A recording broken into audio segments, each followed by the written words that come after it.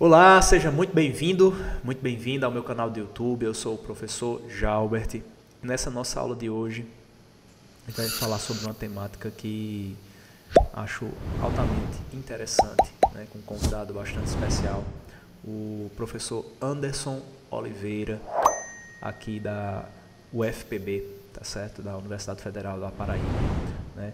E ele é criador do canal Tenha Mente, e ele topou aí ter essa conversa com a gente hoje. Ele vai falar um pouquinho sobre a história dele, e eu acredito que é uma história muito bacana, que pode inspirar você aí que está assistindo esse nosso vídeo. Então, primeiro, professor, eu queria agradecer aí a sua presença nessa nossa aula de hoje. Eu gosto de dizer aula, vai ser um bate-papo, né, mas termina sendo uma aula, né, porque a gente vai passar muitos direcionamentos aí para a turma, que são aplicáveis de imediato na vida de cada um. Então, eu queria agradecer a sua presença hoje aí, tá certo? Ok, professor Jalbert. Bom dia a todos, boa noite para quem estiver assistindo à noite. De fato, é uma aula, né? Eu agradeço o convite Você utilizou o termo aula e me lembrou muito aqueles professores que costumam, durante a aula, contam uma história ou outra, experiência de vida. E quantas das vezes a gente nunca esquece daquelas histórias que os professores contam, embora a gente esqueça do conteúdo com o tempo, né? Mas as histórias a gente não esquece, né? E essas histórias, hoje eu vejo que, na verdade, elas são importantes porque a partir da vivência dos nossos professores, da experiência de vida que eles tiveram, embora tenha sido em outra época, a gente pode fazer projeções e tomar para a nossa vida e antecipar alguns movimentos, evitar alguns erros, né, coisas desse tipo. Eu acredito nisso também. Eu lembro demais dos professores que mais gostavam de contar histórias, sabe? Aqueles professores que chegavam, os que chegavam de costas para a turma, só escrevendo no quadro, pá, depois dava o conteúdo e ia embora, aqueles ali passaram, né? E hoje, como professor, eu consigo lembrar dessas histórias e ver algumas coisas que aconteceram. Então, assim, a ideia do canal Tenha Mente surgiu a partir dessa motivação, né, essas histórias que eu vivenciei e que também experiências de outras pessoas que compartilharam comigo.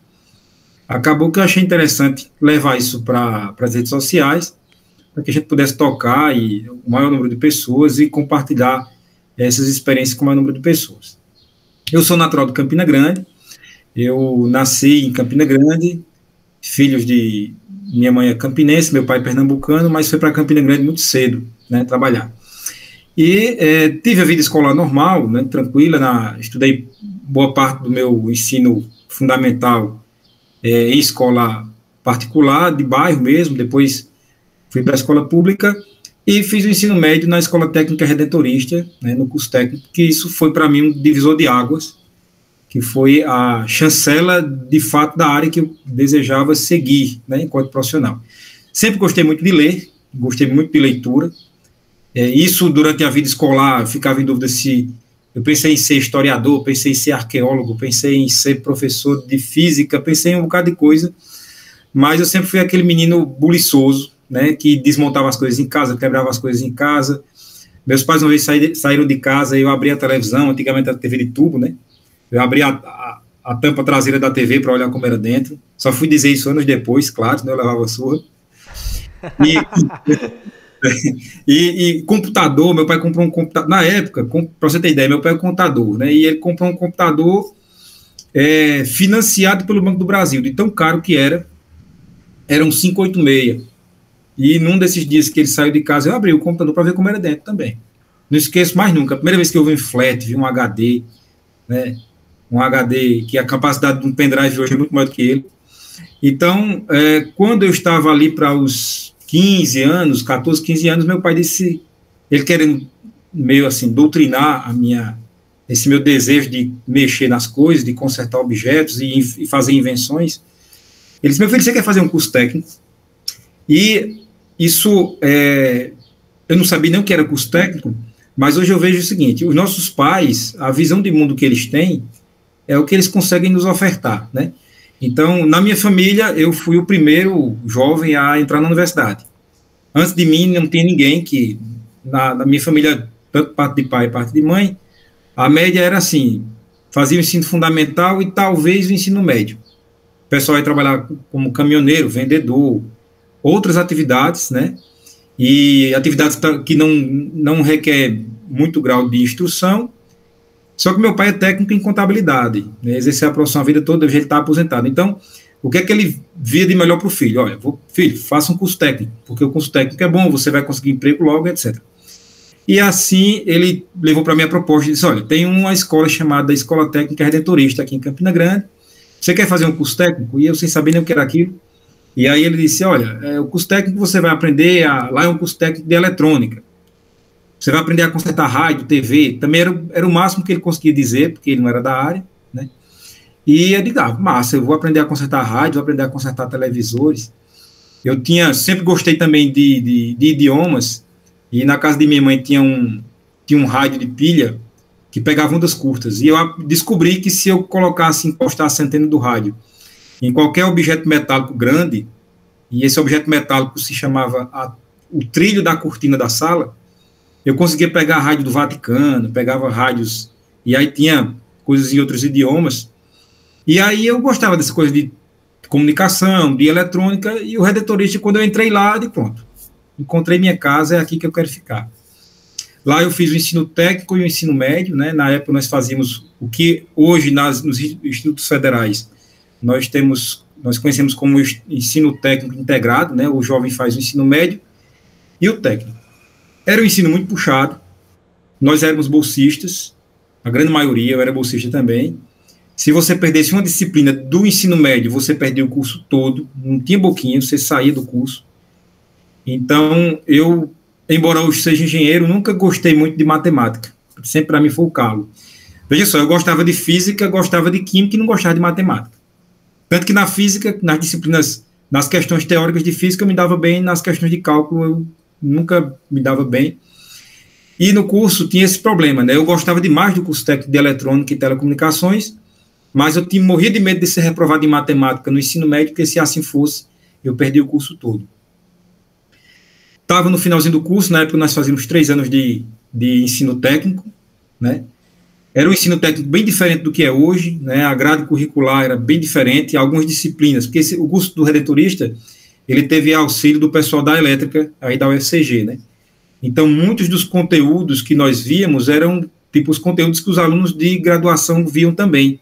Então, no curso técnico em eletrônica, a gente via integral, derivada, limite, um bocado de conceitos, né, que depois eu voltei à escola anos depois como professor e eu já senti a diferença.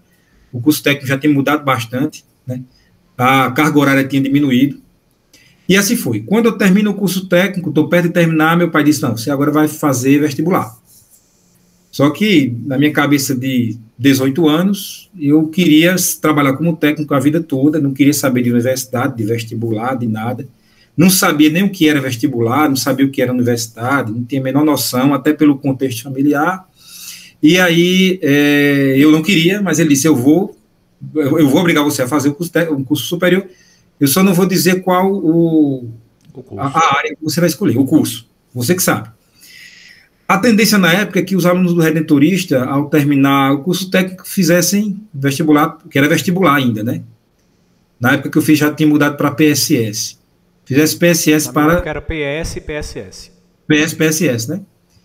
E aí, em 2000, eu fiz o PSS de 2000, ainda era o FPB Campus 2, a UFCG ainda era o FPB Campus 2, e eu sabia que eu queria fazer engenharia, né? Já tinha discernido mais ou menos que era engenharia a área, mas ficou a dúvida entre elétrica e mecânica. Por quê? Porque eu sempre gostei de motores, sempre gostei de mexer com carro. Nessa coisa de mexer nas coisas em casa, né? Nessa de adolescente, de jovem, eu mexi muito no carro do meu pai, tirei cabo de vela, mexia em carburador. Uma vez eu dei um prejuízo a ele, eu inverti os cabos de vela e o carro não pegava, ele teve que chamar um mecânico lá para consertar. Nunca me esqueço, o mecânico olhou o cabo de vela invertido, a sequência das velas invertidas, o carro não pega de jeito nenhum. Aí ele olhou para o meu pai e disse, tem criança aqui? Meu pai disse, tem meu menino, já sabia, né? Mexeu, foi Anderson. O mecânico me chamou e disse, olha, foi você que mexeu aqui, né? Ele disse, fui eu. Ele disse, olha, quando você for desmontar uma máquina, qualquer que seja, você vai tirando as peças e colocando num local, numa bancada, no chão, em qualquer lugar, numa superfície, sempre na sequência que você vai desmontando, e depois, quando for montar, você faz o inverso. Nunca esqueci isso, né? Ou seja, ele não me repreendeu de não mexa aqui, menino. Não, ele disse, ó, menino buliçoso, tá mexendo, eu vou lhe ensinar como é que mexe com técnica, né? Então, nunca esqueci disso. Então, motivado também por esse gosto pela mecânica, eu conversei com o professor na época, o professor Manuel Neto. Ele era coordenador de curso no Redentorista e fazia engenharia mecânica na UFCG. E ele disse, olha, Anderson, a diferença... Eu fui perguntar por que ele fazia mecânica, né, e não fazia elétrica, como a maioria. Ele disse, tá, porque eu busquei um diferencial. Você, como engenheiro mecânico, com conhecimento em eletrônica, você vai ter... É um diferencial no seu currículo, e, de fato, ele estava certíssimo. Até hoje, a eletrônica me acompanha, né? Hoje eu trabalho com vibrações e instrumentação. Então, sempre que a gente precisa fazer um experimento, trabalho muito com pesquisa experimental, sempre que a gente precisa instrumentar um protótipo, um experimento, eu tenho mais facilidade, eu ajudo as pessoas nisso, né? E realmente é um diferencial que acompanha a minha vida por muito tempo. Termino o curso técnico, ingresso na UFCG como técnico, como no curso de engenharia mecânica, fiz o PSS, passei no primeiro vestibular e fico lá. Só que termino o curso técnico e fica aquele desejo de exercer a profissão como técnico. Só que uma coisa que me frustrou muito é que eu estava preso em Campina Grande, eu não podia sair da cidade por conta do curso superior. E aí eu fico naquela dividida, o que é que eu vou fazer? Porque eu queria trabalhar, queria atuar na área, né? E apareceu, depois de 7 meses de procura, uma oportunidade na TV Paraíba, em Campina Grande. Enquanto meus colegas tinham ido para... Na época, o pessoal ia para Philips, ia para a Seicon, em São Paulo, ia para a Vale. Eu fiquei preso em Campina Grande, frustradíssimo, com raiva do meu pai, que inventou de me colocar no curso superior. E eu consegui, na TV Paraíba, trabalhar como técnico, e veja como são as coisas de Deus, né? Era um emprego que permitia que eu trabalhasse e estudasse. Por quê? A emissora funciona 24 horas, então eram turnos de 6 horas. Você pegava de 6 à meia-noite, aliás, de 6 a meio-dia, meio-dia às 6 da noite, 6 da noite à meia-noite, e meia-noite às 6 da manhã. Como o curso de engenharia mecânica é diurno, assim como os cursos de engenharia na UFCG são diurnos, né? Eu conseguia trabalhar na TV Paraíba no turno da noite, eu pegava de 18 horas até meia-noite, ou de meia-noite às 6, e durante o dia eu ficava na UFCG. E aí, quando eu conto essa história para os alunos, eles fazem as contas e dizem, professor, e o senhor dormia quando? Eu dizia, quando dava. Né? Mas era a pergunta que eu ia fazer também. Dormia quando dava. Porque assim, eu tentava colocar as disciplinas do curso, né, de modo que eu conseguisse conciliar com o trabalho. Porque eu tinha aí 20 anos, né, o cara com 20 anos já com um salário bom, né, isso afetou muito minha motivação para estudar, para fazer engenharia, porque o cara é muito jovem, quando bota dinheiro no bolso, se ele não tiver um objetivo traçado muito forte lá na frente, ele vai atrás do dinheiro. Eu digo isso aos alunos, tem aluno meu que, professor, eu arrumo um emprego. Eu digo, olha, pensa direitinho, porque a força do dinheiro, nessa fase da vida, né, vai te desviar do teu caminho de estudos, né. Não é regra, mas muitas das vezes acontece isso. Nossos alunos começam a trabalhar por necessidade, a gente sabe disso, né, e eles começam a ter o desempenho né, acadêmico prejudicado. E eu consegui conciliar dessa forma. Então, eu conseguia estudar durante o dia, trabalhava à noite, só que da metade do curso para o fim, começou a ficar muito difícil, porque já não dava para fazer aquele jogo de disciplinas, eu era um aluno desblocado, por vida, eu já era desblocado, não consegui cumprir todas as disciplinas do período certinho, e eu ficava encaixando o que dava no horário. Mas da metade do curso para o fim já começou a ficar complicado. Aí acontecia, Jalbert, por exemplo, eu ter aula de manhã, à tarde, trabalhar de 18 à meia-noite para no outro dia ter aula de manhã. E às vezes acontecia de ter problema na escala na empresa, e eu tinha que trabalhar na empresa de meia-noite às 6 da manhã e assistir aula manhã e tarde na UFCG, e só consegui dormir no dia seguinte. E isso prejudicou muito meu desempenho acadêmico. Eu percebi que nos períodos que eu estava de férias do trabalho e ficava na UFCG o dia todo, as provas que eu fazia após isso, as notas eram melhores. Mas a minha realidade, assim, todo mundo conhecia. Na UFCG, os professores sabiam que quando eu estava dormindo na aula é porque eu não tinha dormido durante o dia, né? Uma coisa que me ajudou muito que eu acabei descobrindo, né, que eu descobri a capacidade de ser autodidata. Então, eu estava numa aula, dormia quase a aula todinha, mas eu acompanhava mais ou menos ali o assunto que o professor estava dando, depois pegava o livro e ia lá e conseguia tirar o atraso, né? E assim eu consegui desenvolver essa forma de estudar, apesar de estar trabalhando, e desde foi então, durante a graduação toda? durante a graduação toda. Só no último ano de graduação, que aí é desafiador, desafiador. E assim, até hoje eu comecei a viver dessa forma, até hoje eu nunca faço uma coisa só, né? Eu sempre tenho várias atividades em paralelo. E eu sei que esse testemunho ajuda também os alunos que pensam que a vida, as coisas na vida se dão de forma apenas em série, né? Então, eu vou fazer né? Linear, eu vou fazer a graduação, depois eu caso, depois eu faço um mestrado. Não, assim, vou fazer a graduação, o mestrado, um doutorado, um pós-doc. Aí eu conheço alguém, aí eu caso, aí eu tenho filhos, aí eu vou ser avô dos meus netos, dos meus filhos, né? Vou ser avô dos meus filhos, porque eu vou estar lá com 50 anos de idade. Então eu digo a eles, olha, gente, é importante você, numa determinada fase da vida, você se dedicar. Se você pode apenas estudar, faça isso, e não fique de brincadeira, aproveite o tempo que você tem e a energia da juventude para estudar.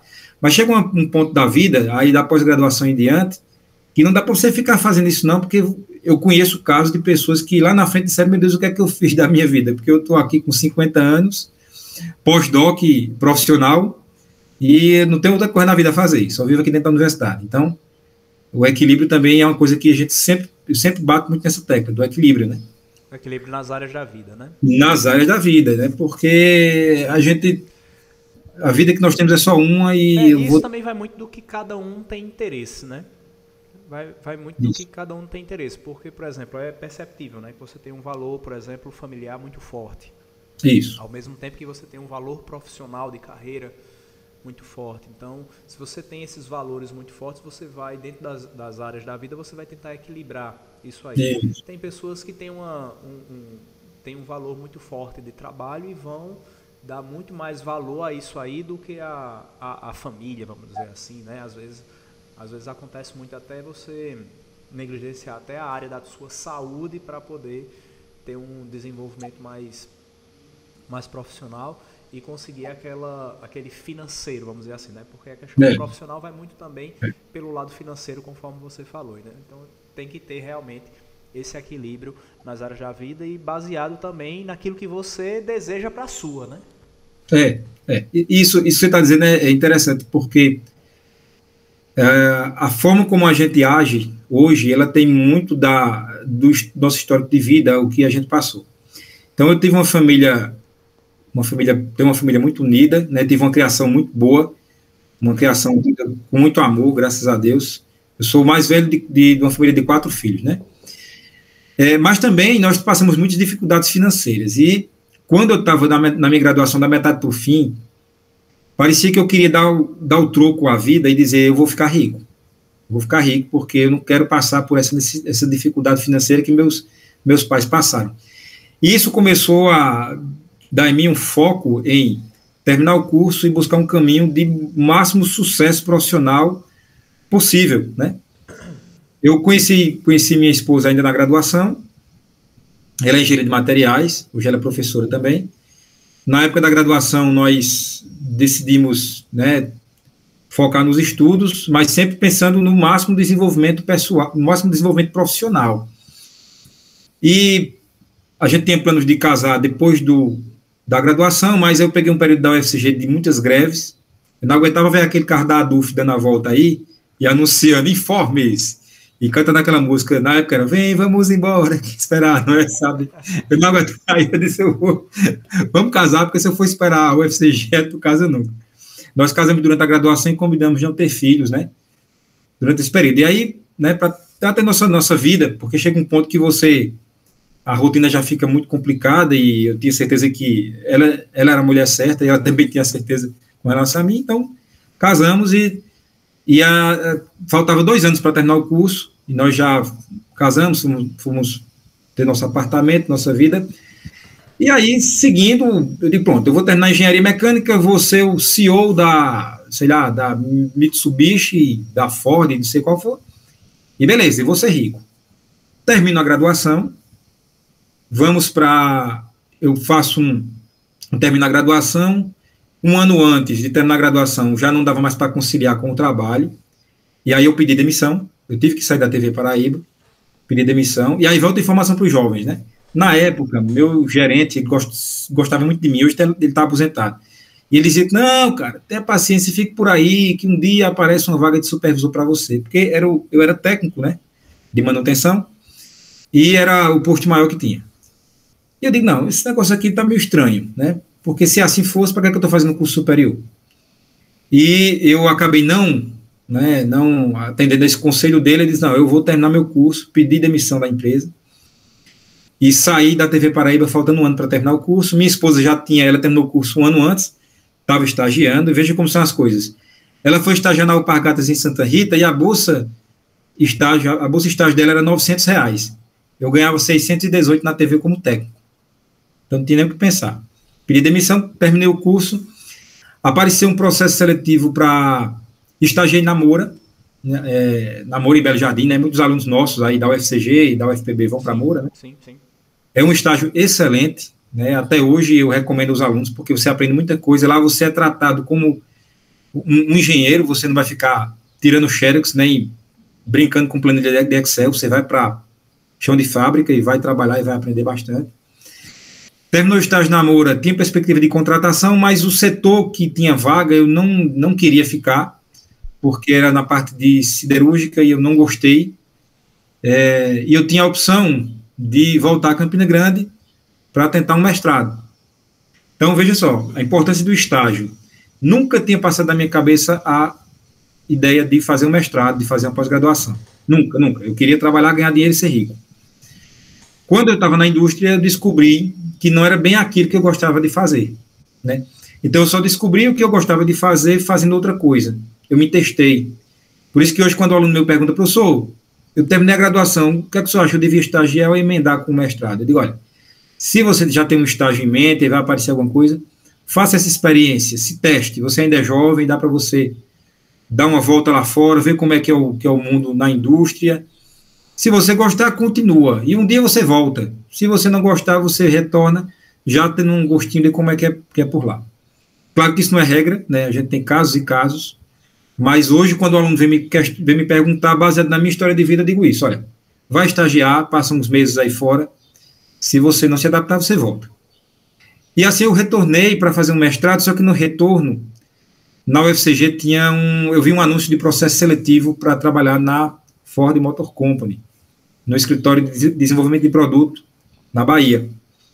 E aí tinha o anúncio lá, Ford e tal, tinha uma entrevista, só que tem um detalhe, dizia lá, a entrevista será em inglês.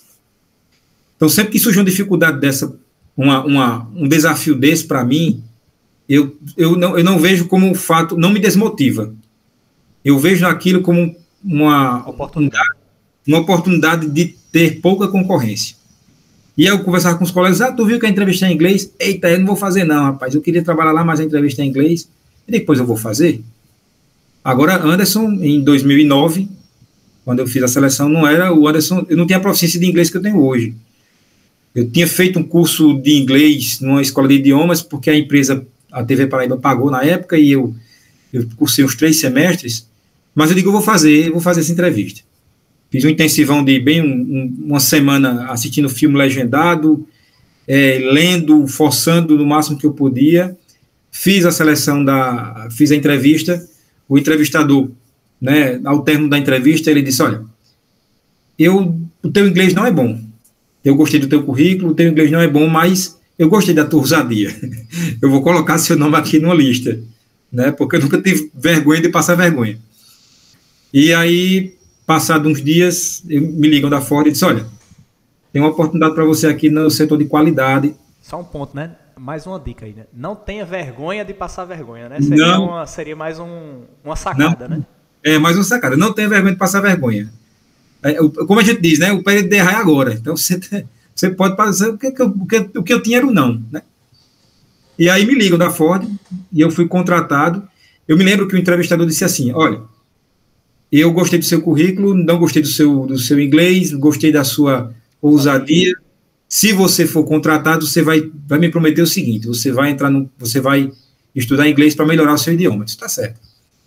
Não sabia eu que o cara estava me fazendo uma promessa. O cara era supervisor de área, supervisor de qualidade, e foi ele que me chamou, né? Eu fui trabalhar no setor dele. Ele se tornou meu supervisor. E lá na Ford foi outra experiência fantástica. Por quê? Embora eu tivesse o desejo de fazer o mestrado, eu sabia que eu não queria indústria, mas ali eu ia trabalhar numa indústria, mas num escritório de desenvolvimento de produto. Então era uma oportunidade que eu tinha de experimentar alguma coisa diferente também, que é uma das oportunidades que nós temos, né, enquanto engenheiros. A grande maioria dos engenheiros no Brasil vai trabalhar como na área de manutenção, né, ou na área de execução de projetos, mas como projetista a gente sabe que as oportunidades são poucas. Eu fui trabalhar na Ford não como projetista, mas fiquei junto dos projetistas, no setor de desenvolvimento de produto e com foco em qualidade. Para mim foi uma experiência boa porque eu não tinha tido experiência de intercâmbio internacional. E chegando no escritório da Ford, em Camaçari, era um ambiente internacional. Tem profissionais de todas as partes do mundo, então na empresa toda a comunicação escrita se dava em inglês, a comunicação falada era em português, mas se tivesse num ambiente, numa reunião, que tivesse pelo menos um estrangeiro, você tinha que fazer as reuniões, tinha que ser em inglês. Eu contratei um professor de inglês, né, professor particular, me ajudou muito nesse período, e aí fomos, né, nessa época eu fui para a Bahia, eu, minha esposa, e fomos recomeçar a vida por lá, mas eu não tirei da cabeça a ideia de fazer o mestrado, porque já tinha nascido a semente, né, já começou a brotar a semente de querer ser um docente, professor, pesquisador. E estando lá, em Camaçari, eu comecei a ver na UFBA oportunidades para fazer o mestrado, mas era muito longe. Quem conhece Camaçari, quem já foi na Bahia, sabe a distância de Camaçari para Salvador, né, eu morava em Lago de Freitas, que fica a 28 quilômetros, eu levava quase 1 hora de carro. Imagina para sair de lá para a UFBA, para assistir a aula do mestrado e voltar. A empresa não dava esse suporte, e eu pensei, não, eu vou fazer o seguinte, eu vou tentar aproveitar o máximo do período que eu estou aqui, e vou ficar observando oportunidades que eu tenha para estudar. E também eu descobri que um dos melhores lugares do Nordeste para qualificação, mestrado, doutorado, é na Paraíba. Por quê? O custo de vida é baixo, tem muitas universidades, tem muitos professores bons, muitos cursos com boas avaliações, e aí você consegue ter esse período de qualificação profissional aqui com relativo conforto, aqui na Paraíba. Você vê como é que foi minha trajetória acadêmica no mestrado, que era aquela do cara que queria terminar o curso para ir embora ganhar dinheiro. Então, eu não estava nem aí para iniciação científica, para monitoria, PIBIC. Então, eu não tinha um currículo acadêmico. Eu não sabia a diferença do mestrado para um doutorado, eu não tinha noção de como é que se fazia para se tornar um professor de ensino superior. E lá na Ford eu comecei a pesquisar, saber o que é preciso para ser um professor na universidade. Eu comecei a acessar o PCI Concursos, baixando os editais, e ele ia lá. Vaga de professor de engenharia mecânica na Universidade Federal do Piauí, sei lá. Ia lá e pedia doutorado. Aí diga, o que precisa para ser doutor? Precisa ser mestre. E o que precisa para fazer um mestrado? E aí eu entrava nas páginas das pós-graduações, dos mestrados, aí tem o barema, né, a pontuação. Iniciação científica, tantos pontos. Monitoria, tantos pontos. Né? Participação em congressos, publicação em revista. Eu não tinha nada disso. Eu cheguei à conclusão, foi quando tive o choque de realidade, que um garoto que terminou a graduação e fez uma monitoria, ele tinha mais condições de ingressar no mestrado do que eu, que tinha experiência de carteira assinada com tanto tempo. Né? E isso é uma coisa que até hoje existe. Né? Claro que algumas pós-graduações elas mudaram um pouco essa forma de avaliar, mas a pontuação, né, decorrente da atividade profissional no mercado de trabalho ainda é muito pequena. Hoje, 2 anos de vida numa fábrica tem a mesma pontuação de uma publicação no artigo. Né? Então, eu tive que fazer a engenharia reversa. Eu vou ter que construir um currículo acadêmico para poder ingressar numa pós-graduação. Nesse tempo, aparece uma oportunidade de voltar à Paraíba, como professor do Redentorista, e eu retorno, pedi demissão da Ford, outra coisa que foi um impacto... Uma decisão difícil. Difícil, mas eu digo aos meus alunos, eu nunca tive medo de pedir de demissão de um trabalho, vislumbrando uma coisa melhor, porque eu estava apegado àquilo ali. Uma coisa que eu nunca tive apego foi a emprego. Né? Eu sempre entendi que ali é uma pessoa jurídica. A minha consideração e a minha gratidão é às pessoas físicas, pessoas que passaram com aquelas que eu trabalhei, ótimo. Por que eu digo isso? Porque existe muito papo em empresa, tá? Ah, nós somos uma família, nós somos um time, nós somos não sei o quê. Isso eu já fiz vários tipos já participei de vários programas de motivacionais internos em empresas e existe isso. Para a gente que já virou a curva dos 30 anos, a gente recebe isso, acolhe de uma forma. Mas o jovem, às vezes ele confunde as coisas e ele fica pensando que a vida dele é aquilo ali, né? E um dia a empresa vai dizer, olha, teve uma contenção, um corte de pessoal, você, muito obrigado, tal, você está fora. Aí você sente, né? Você sente que você não era tão forte quanto pensava, né? Então, eu pedi demissão da Ford, isso gerou um impacto grande, como é que você vai sair do multinacional, você é um louco, não sei o quê. Mas nesse tempo eu já estava traçando o plano de entrar na universidade como professor. Então eu digo às pessoas, olha, eu estou onde estou por convicção, porque eu quis, não é porque foi a última coisa que sobrou na vida para fazer. Eu tenho pena dos colegas que assim fizeram, porque a pessoa vive num trabalho que não gosta, e você sabe, Gilberto, que a gente dedica muito, a maior parte da carga horária do nosso dia é no nosso trabalho, né? E você fazer um trabalho que não gosta é como você estar num casamento arranjado, né? Só por conveniência. E aí eu retorno à Paraíba como professor do Redentorista, sempre pensando em fazer graduação, gostei da oportunidade de trabalhar como professor, porque já me dava currículo, né? Experiência de sala de aula. Do Redentorista, eu fui para João Pessoa, porque o Grupo Paraíba de Comunicação me convidou novamente para trabalhar com eles, como supervisor de engenharia. E aí que é o mesmo grupo, né? TV Paraíba e TV Cabo Branco, e aí eu fui para a TV Cabo Branco. Nessa época eu já tinha filhos, né? Eu já tinha nascido meu primeiro filho. Fui com a família para João Pessoa e morei em João Pessoa por 7 anos. Lá eu trabalhei como supervisor de engenharia no projeto de implantação da TV digital. Trabalhei muito. Eu sempre, quando eu entro no negócio, entro de cabeça. Então, parecia um sacerdócio. Trabalhava na empresa madrugada, durante o dia. Mas nunca deixei o desejo de entrar na docência, no ensino superior. Tentei fazer um mestrado na UFPB, trabalhando, né?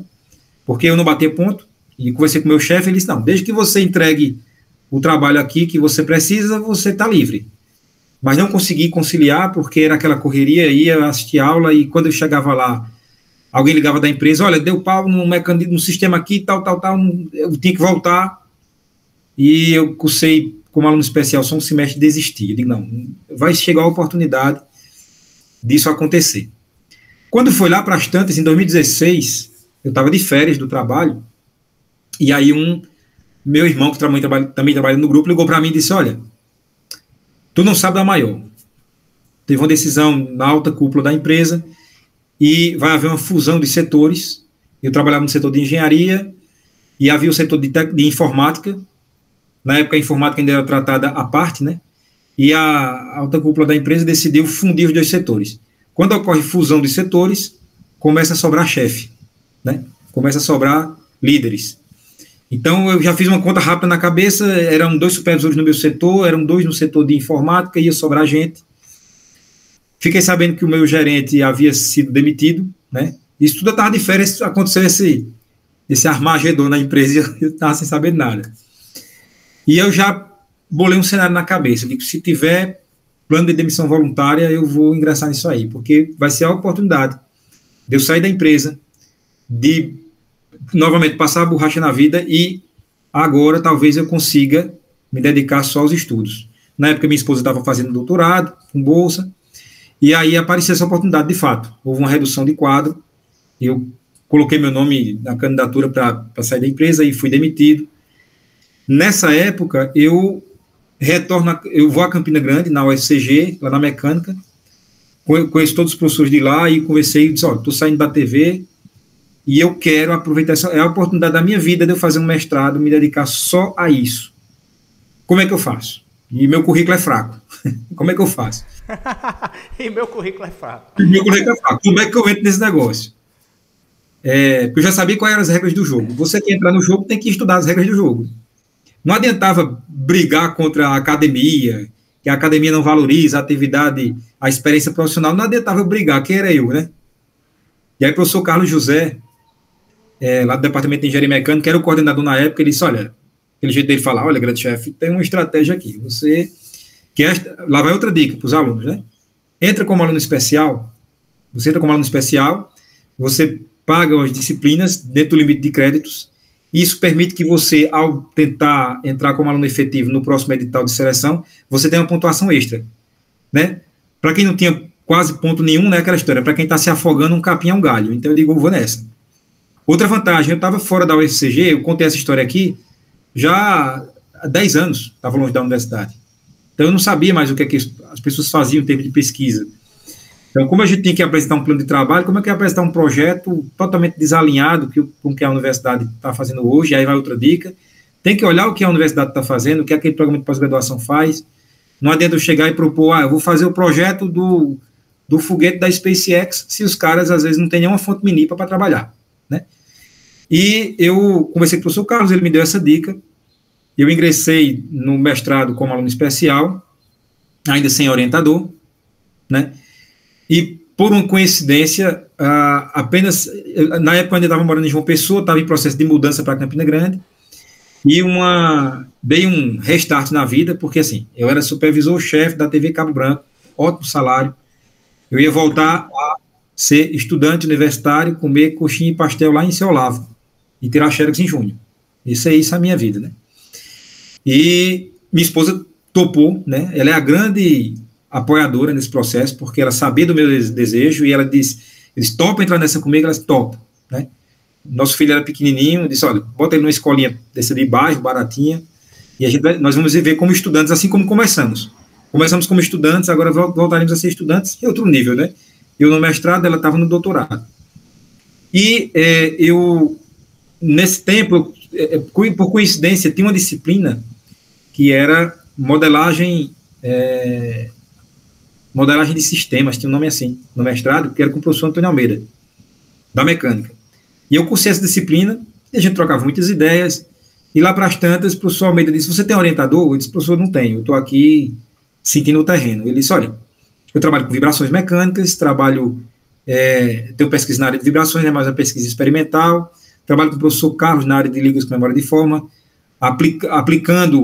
encontrando aplicações para os materiais que ele desenvolve, e eu vou fazer o seguinte com você, escreva um projeto, me apresente, e eu vou ver, de acordo com o que você escrever, eu vou avaliar.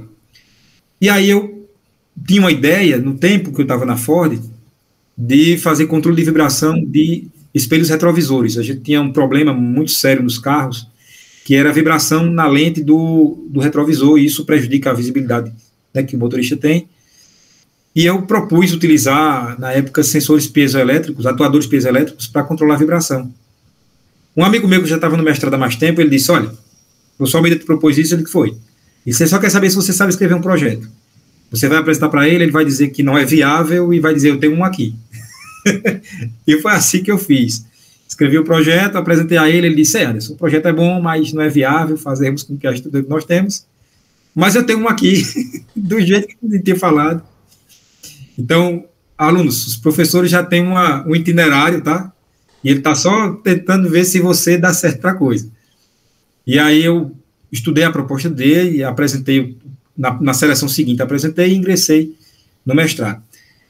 Veja que a gente tem que tomar decisões, né, bem fundamentadas, porque nesse período eu já era um profissional com experiência de mercado, né, e eu recebi propostas de empresas, né.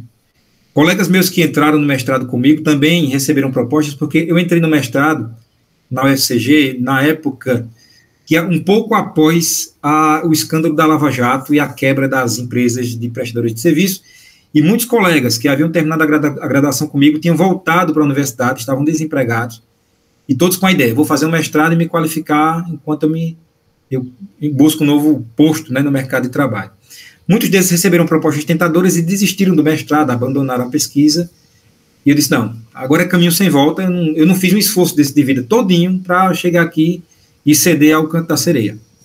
Recusei as propostas, segui com o mestrado, meu plano era seguir com o mestrado e emendar com o doutorado, até porque eu era mais velho, 10 anos, do que a média dos meus colegas do mestrado, né? Eu já não tinha muito tempo a perder, eu estou com 42. E eu via eu estudei com os meninos os que emendaram, né, a graduação com mestrado, né? Então eu virei o tiozão do laboratório, né? A experiência que eu trouxe de campo foi muito boa, porque era um laboratório de instrumentação, vibrações de instrumentação, então minha experiência com eletrônica.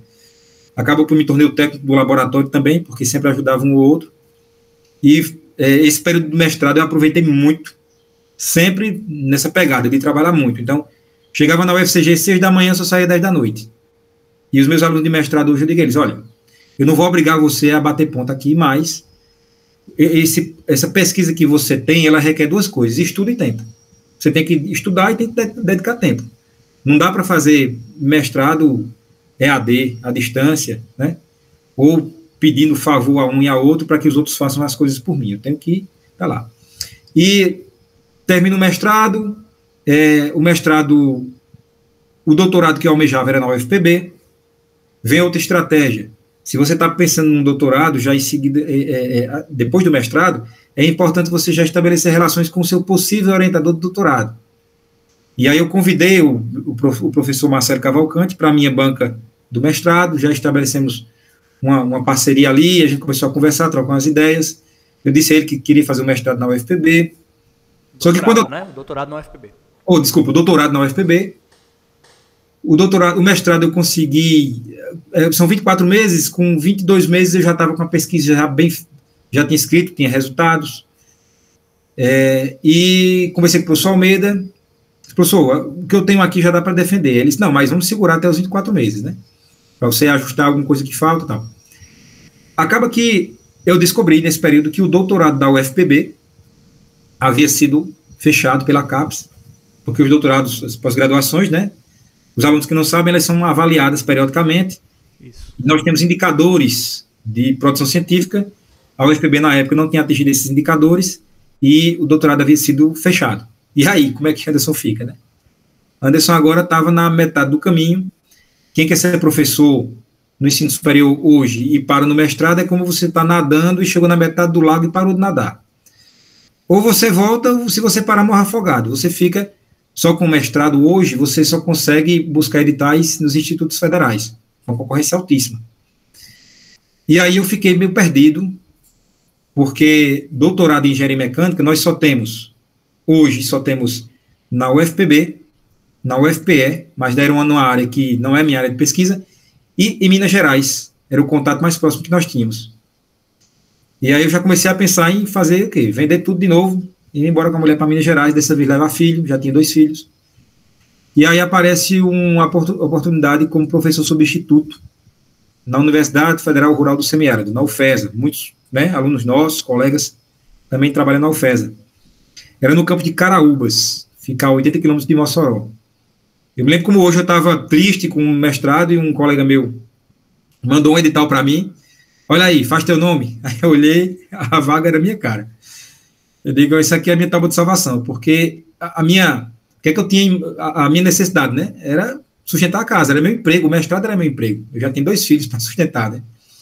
Minha esposa estava já dando aula em faculdade particular, e aí eu digo, a única chance que eu tenho é essa oportunidade aqui de fazer esse concurso. Então foi o primeiro concurso para professor que eu fiz, né, o primeiro concurso, eu tinha feito um concurso antes para testar, mas assim, nem conta. Foi o primeiro concurso que eu fiz para professor. Eu me lembro que o concurso da UFESA, de substituto, eu achei ele muito, muito legal, porque os passos são idênticos ao de concurso de efetivo. Então, lá são 3 etapas, né? Eu não sei se hoje mudou. Prova escrita, dissertativa, prova de dados e prova de títulos. Essas 3. Na época eu fiz até uma promessa, no dia de Nossa Senhora Aparecida, eu fiz uma promessa, a Nossa Senhora disse, se eu passar nesse concurso, eu vou à Aparecida conhecer a Basílica e vou pagar essa promessa lá. Eu fiz a promessa só eu e a Santa, né? Eu comentei nada com minha esposa. Fui para Mossoró e uma dica do professor Carlos, que eu nunca esqueci, e aí também dica para os alunos, né? Concurso de docente com dissertação, com prova dissertativa, o que a gente faz? Nós recebemos no edital, constam 10 pontos, normalmente são 10 temas. O que é o ideal? Você estudar os 10 temas e dissertar 3 vezes para cada tema. Só que isso aí dá 30 dissertações. Anderson, é muita coisa? É. Eu não consegui fazer até hoje, eu só consegui fazer no máximo 2, porque, questão de tempo, mas um amigo meu fez. Ele fez, inclusive, ele encadernou as dissertações, a coisa mais linda do mundo, ele vai virar um livro. Ele encadernou as dissertações. Então, eu tenho 10 temas, estude os 10, não conte com a sorte, porque pode ser que o tema sorteado no dia da prova seja aquele que você não estudou. E eu fiz isso, eu consegui 2 vezes, eu li o tema, li o ponto, dissertei uma vez, dissertei a segunda, porque a segunda vez você já está mais familiarizado com o tema. Mais preparado, né? Mais preparado. Então, se você conseguir fazer 3 dissertações de cada tema, na hora da prova será a 4ª. Você já está com na cabeça o esquema todo da sequência, né? E a dissertação é uma dissertação mesmo. Você vai colocar, se possível, figura, gráfico, referência, como se fosse no Word, como você fez a sua dissertação do mestrado. Tudo à mão, né? E você faz, geralmente são entre 15 a 20 laudas. Eu fiz a seleção da UFESA, passei, né? E passei, paguei a promessa. 6 meses depois estava lá em Aparecida. Deu um tempinho depois, acho que uns 8 meses depois, apareceu uma oportunidade para professor substituto na área da minha esposa. Ela passou e nós nos mudamos para Caraúbas, né? Antes da chegada dela, eu ia, passava a semana e voltava. De Campina Grande para Caraúbas dá 330 quilômetros. Eu ia de carro, voltava de carro. Nesse tempo que eu fiquei na UFESA, outro período de muito aprendizado. Eu tive a experiência de atuar como professor no ensino superior, participava das reuniões de colegiado, embora não, professor substituto não tem poder de voto, mas eu perguntei, eu posso participar só para ver como é? Pode, e ponto. Eu quero ver como é que é aqui nos bastidores do poder, né? E foi um período muito bom, fiz muitas amizades lá, né? Aprendi a dar aula, de fato, lá, né? Eu tinha tido uma experiência no curso técnico, mas é outra pegada, né?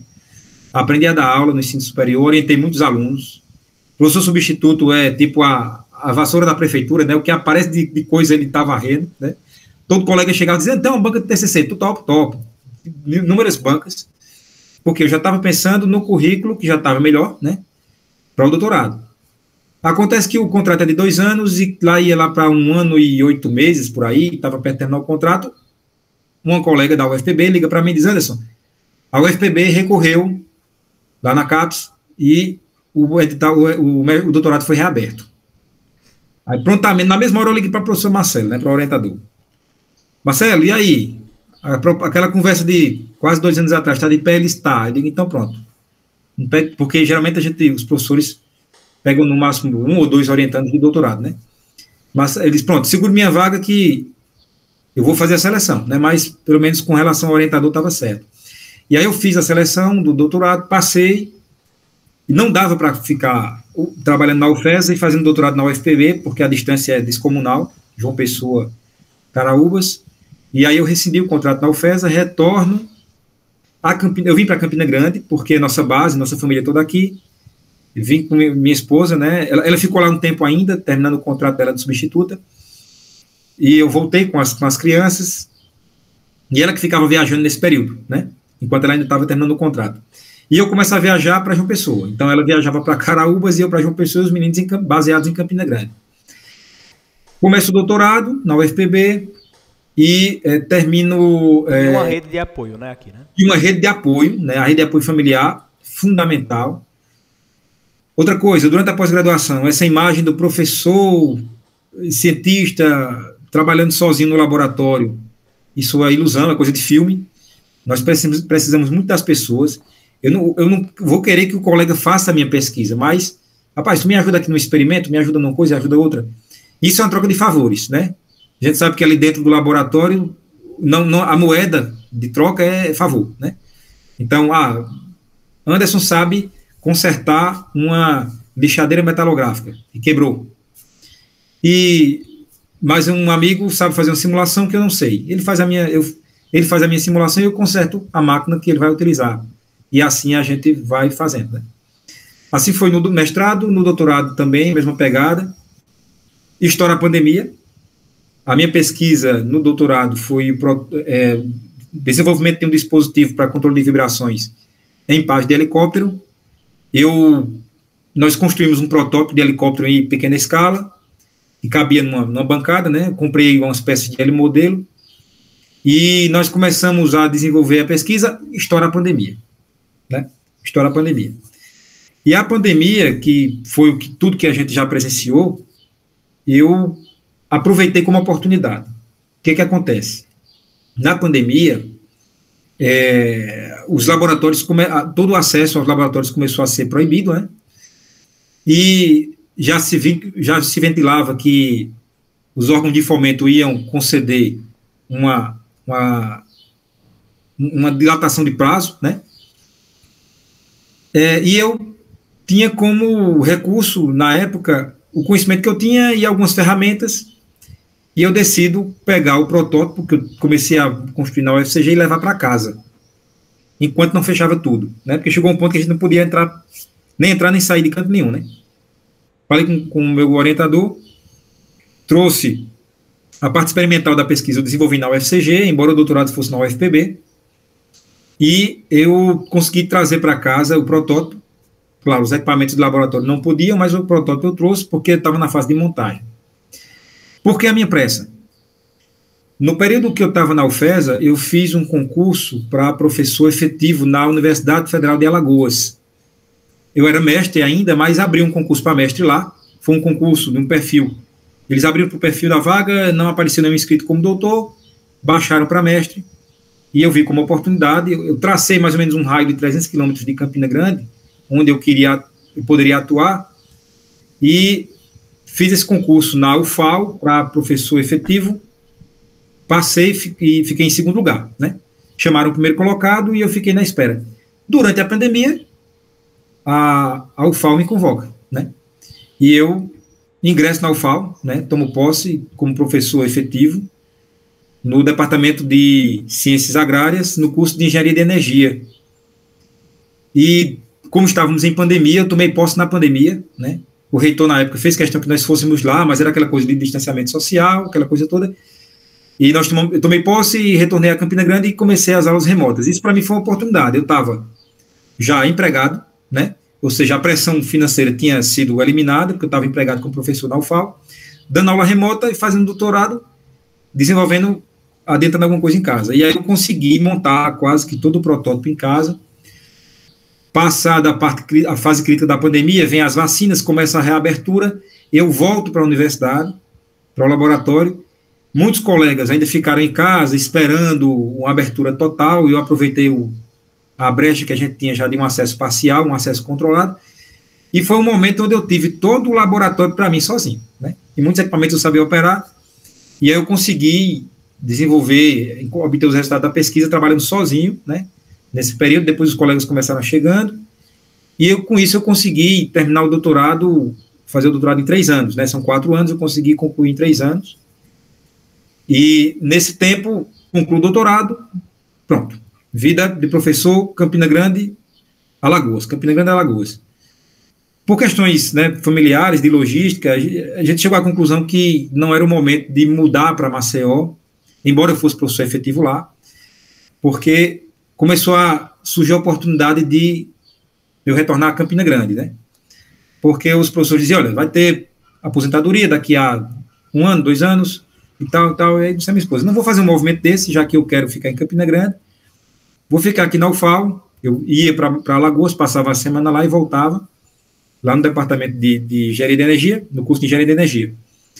E esperando o edital, o famoso edital da UFCG, esse edital unificado que saiu agora, edital do professor. Então, eu já estava mais tranquilo com relação ao concurso para professor, né? Era meu segundo concurso. O concurso da UFAL também foi nos mesmos moldes. Detalhe, gente, olha só. No da UFAL tinha 10 vagas, uma vaga, e tinham 10 pontos, né? Havia um ponto lá, todos os pontos de engenharia mecânica.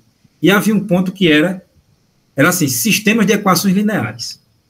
Num curso de engenharia, numa vaga para engenharia, né? Alguém teve a ideia de botar esse ponto lá. Eu acho que foi falta de ter que colocar o serviço lá. Todo mundo comentou, né? Meu Deus, tinha lá fluidos, tinha hidrostática, tinha dinâmica das máquinas, e esse ponto lá. Eu estudei os 9 pontos, e esse eu deixei para estudar por último, um dia antes da prova, né? E aí, Jovem, tu me avisa a questão de tempo, tá? Eu converso muito. Pode ficar à vontade.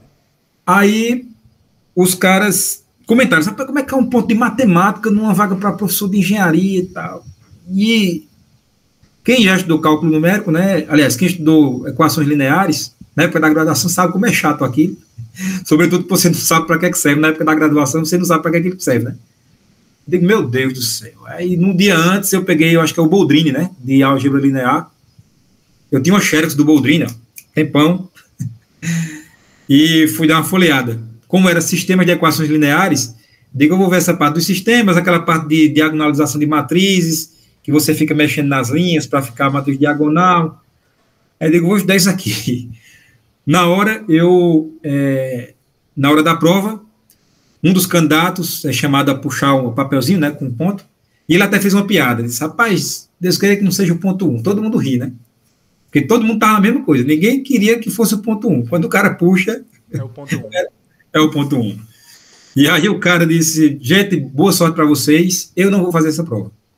O cara que puxou o ponto foi embora. Eram 12 pessoas na sala, só ficaram 5. Eu e mais 4, né?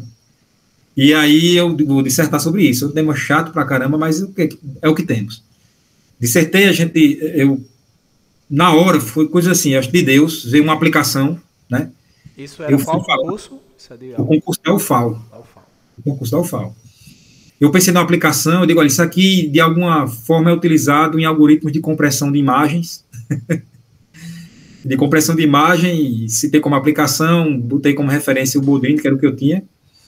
E assim deu certo, né? Eu passei, fiquei em segundo lugar.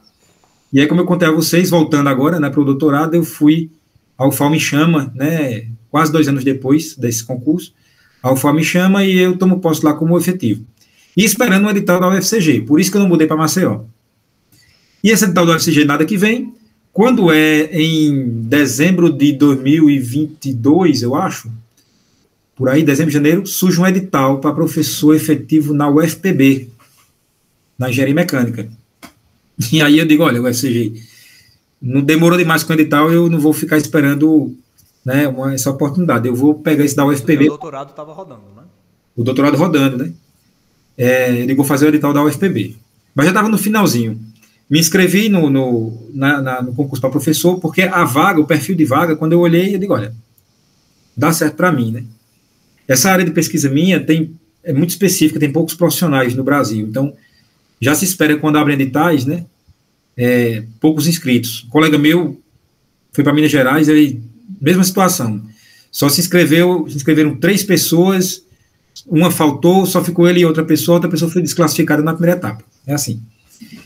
E aí na UFPB apareceu essa oportunidade, e eu fiz o concurso, passei no da UFPB, peço vacância na UFAL, porque professor da educação exclusiva, né, vocês sabem, a gente não pode conciliar, né, acumular, e eu pedi vacância na UFAL, tomei posse na UFPB, e estou lá até hoje, no departamento de engenharia mecânica, né, na sub-área de mecatrônica.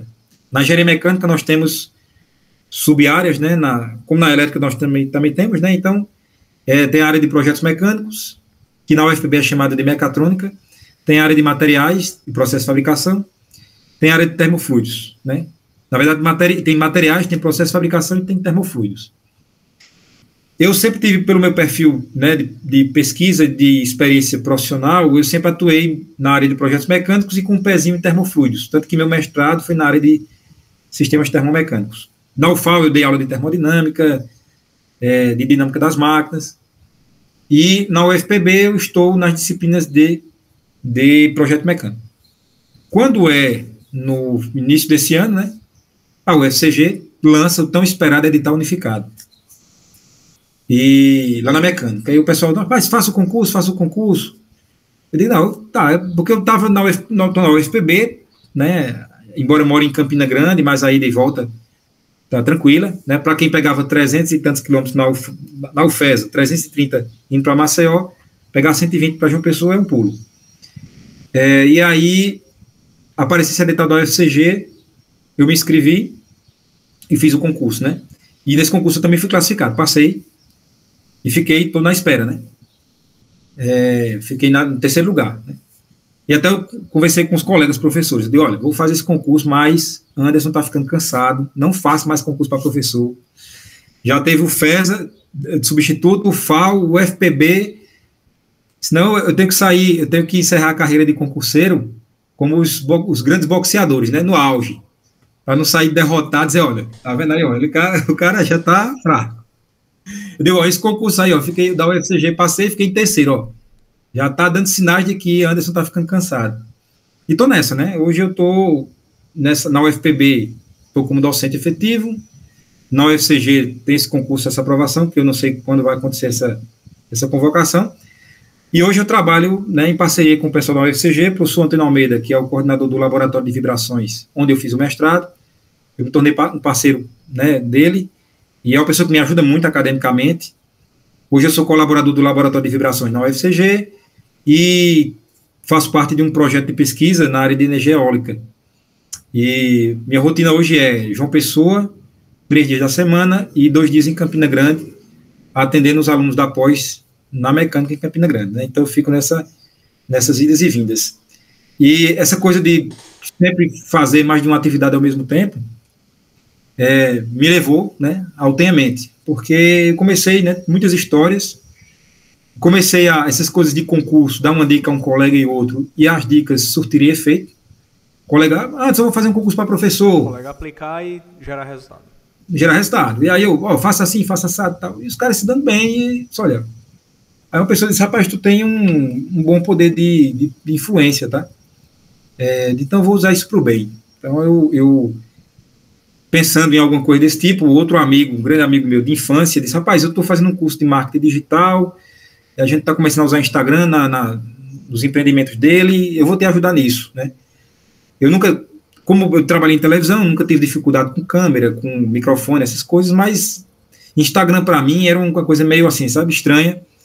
YouTube, eu sempre consumi muito YouTube, videoaulas, como o seu canal, por exemplo, né, que tem muitos acessos.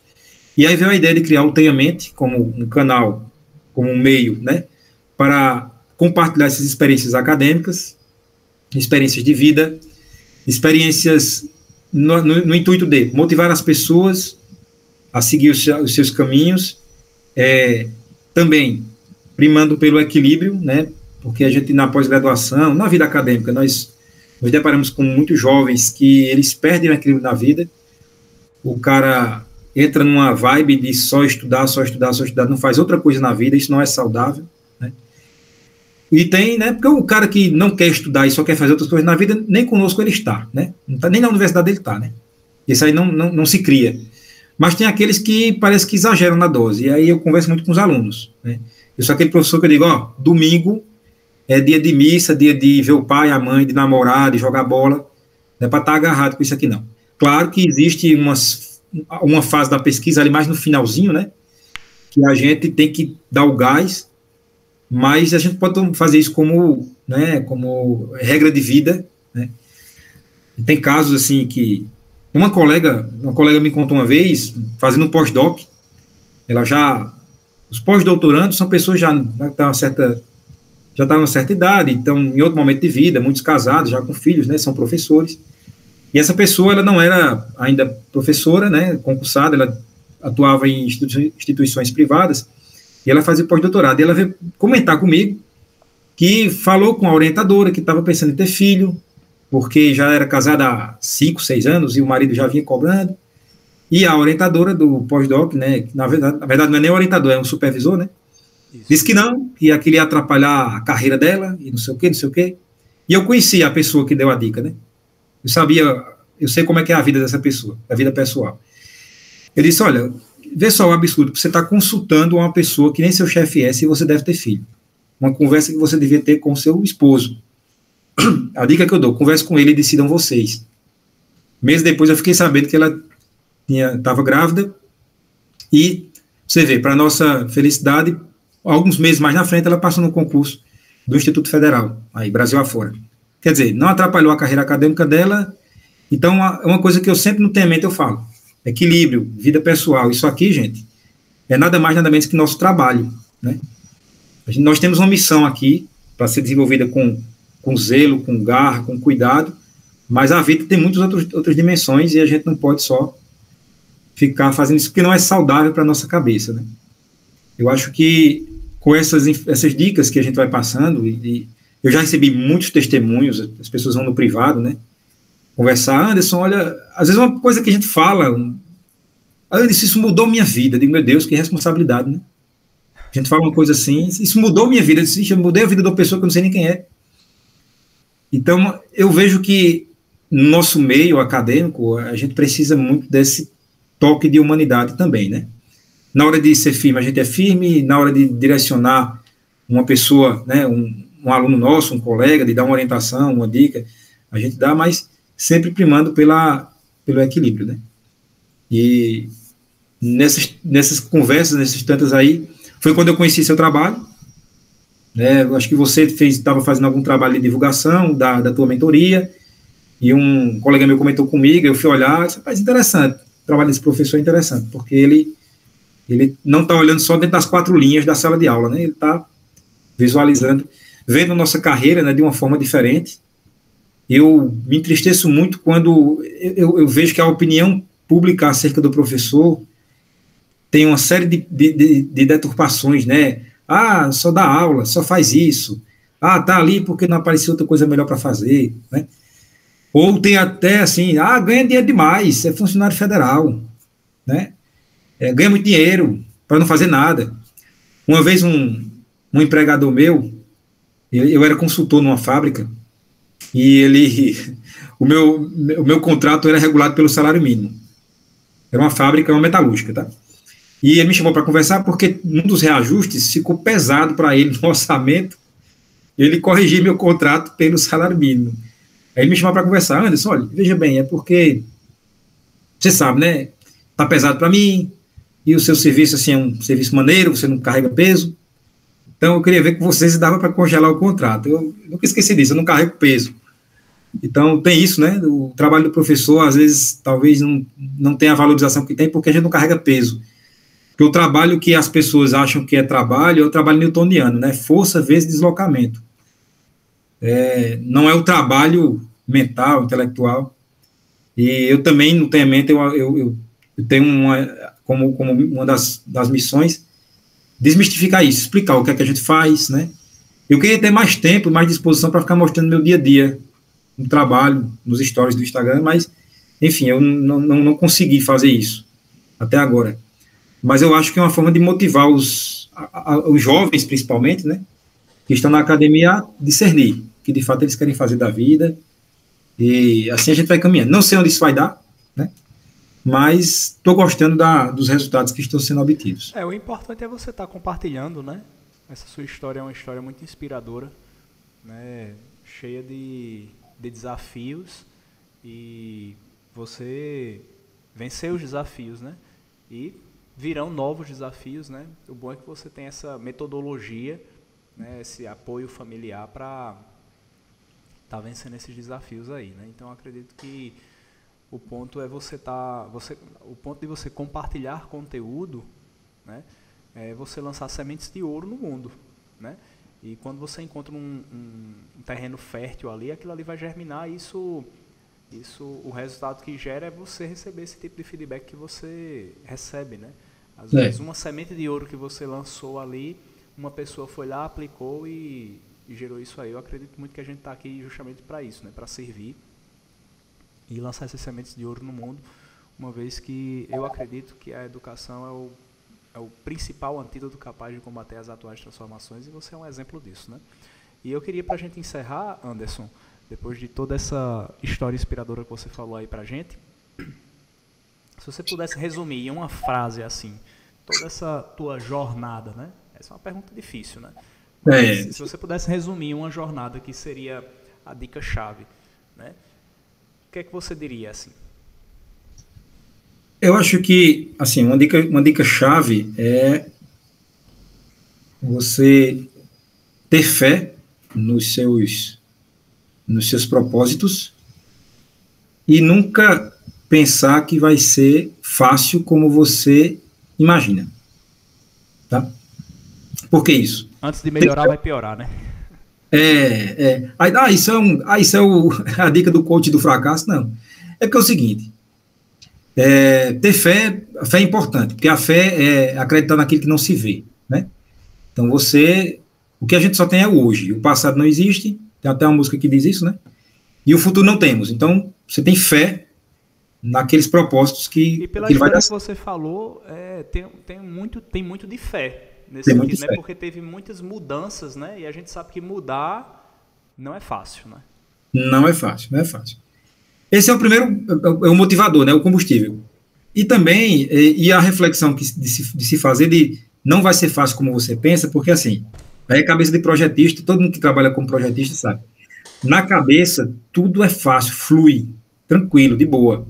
Porque a gente tem uma dificuldade nós temos muita facilidade de enxergar o caminho, mas a gente não consegue enxergar os espinhos, as dificuldades, os fatos aleatórios que vão surgindo, né? Tem processos estocásticos no meio da história.